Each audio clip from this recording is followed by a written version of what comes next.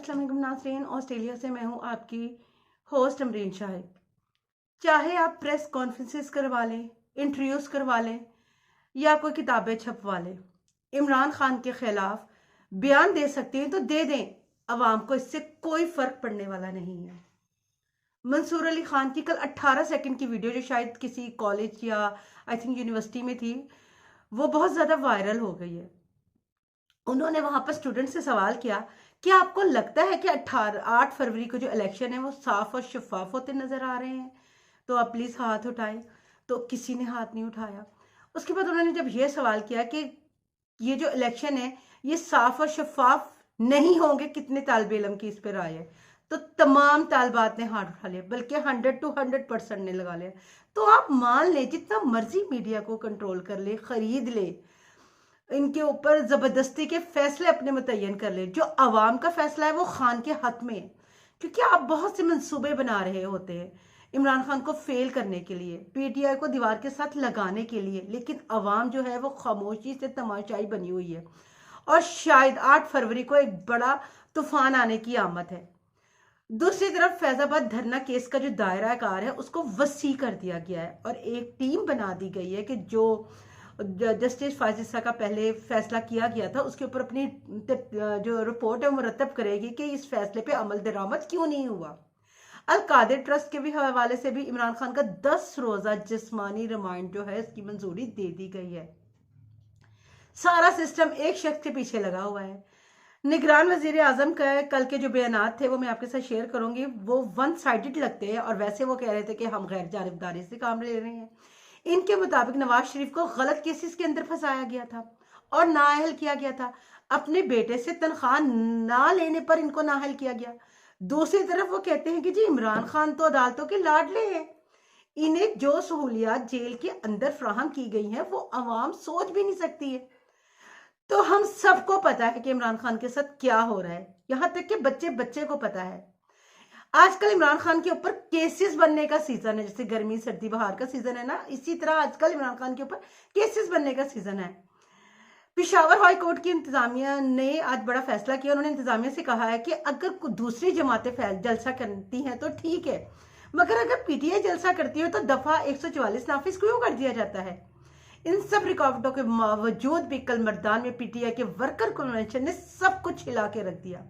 लोग इस worker convention में इतनी बड़ी तादाद में निकले हैं कि ये जलसा लगता है, क्योंकि जलसे में तो आम शहर भी आते हैं और उनको इजाजत होती है, लेकिन जो वर्कर कन्वेंशन होते हैं उसमें वो लोग आते हैं जो पार्टी के कारकुन होते हैं। लेकिन लोगों ने इतनी बड़ी तादाद में शिरकत की कि चाहे वहां पुलिस की गाड़ियां भी खड़ी हुई थी, पुलिस वाले भी खड़े हुए थे, गिरफ्तारों वाली वैन्स भी खड़ी हुई थी, लेकिन किसी को कोई डर और खौफ नहीं था। जगह कम पड़ गई, लोग ज्यादा थे। मर्दान के वर्कर कन्वेंशन ने एक दफा फिर बता दिया कि पीटीआई एक मकबूल तरीन जमात है। इस बात से हमें यह पता चलता है कि दो तरह के लोग हैं। एक वो जिन्होंने इमरान खान को छोड़ दिया और उन्होंने इमरान खान से रास्ता अलग तैयार कर लिया, उनका कद चाहे जितना भी बड़ा हो लेकिन अवाम उनकी तरफ देख भी नहीं रही। दूसरी तरफ इमरान खान अगर किसी के सर पर हाथ रख लेते हैं तो वो लीडर बन जाता है, हीरो बन जाता है। जैसे कि शेर अफजल मरवत को 4-5 महीने पहले शायद हम में से कोई या पाकिस्तान में इतना जानता नहीं था, एक वकील थे हम, लेकिन उसने इस नामुमकिन को मुमकिन बना दिया। और इमरान खान ने उसके सर पे जब हाथ रखा है तो वो इस वर्कर कन्वेंशन को उसने जलसे की शक्ल देना शुरू कर दी। इस शहर के अंदर लोगों की इतनी बड़ी तादाद में निकलना मानी रखता है, इससे दूसरे लोगों को और आवाम को बहुत हिम्मत और हौसला मिलेगा। मैंने आपको पहले अपने पीवी लॉग में बताया था कि किसी एक खातून है जिसका कोई इंटरव्यू आने वाला है, वो शायद आयशा गुलालाई है या हाजरा खान है या वो जो भी है, मगर वो हाजरा खान की किताब की जो तकरीब रोनुमाई जो है वो कल हो गई है। इसमें खास कुर्सी को खाली करवाया गया जी, खुसूसी मेहमान आ रहे हैं जनाब। वो खुसूसी मेहमान सहाफ़ी उमर चीमा साहब थे। सहाफ़ियों ने उस पर बहुत से सवालात देखे और उनके आप जवाबात भी देख लें, सोशल मीडिया पे भी पड़ा हुआ है वह इंटरव्यू। उन्होंने एक सवाल ने पूछा कि आप माजी में भी इस्तेमाल हो रही थी तो आप अब भी इस्तेमाल हो रही हैं। हैदर शिराजी साहब का ये क्वेश्चन था। इस किस्म के भी हाजरा साहिबा से जो है वो सवाल पूछे गए और जवाब भी बस जिस तरह उन्होंने दिए वो आप सबके सामने ही है। सोशल मीडिया के अंदर अवाम खुद अंदाजा लगा रही है कि इन्होंने क्या कहा किया है। अय्याज मीर ने आज अपनी ट्वीट में कहा कि मुझे मुस्लिम लीग नून के किसी ऐसे शख्स का चेहरा बताएं जिसको अब नूरानियत, जिसमें नूरानियत नजर आती है। सारों के जो चेहरे हैं वो लटके हुए हैं, क्योंकि इनको पता है कि इनकी पार्टी के साथ क्या इलेक्शन में होने वाला है।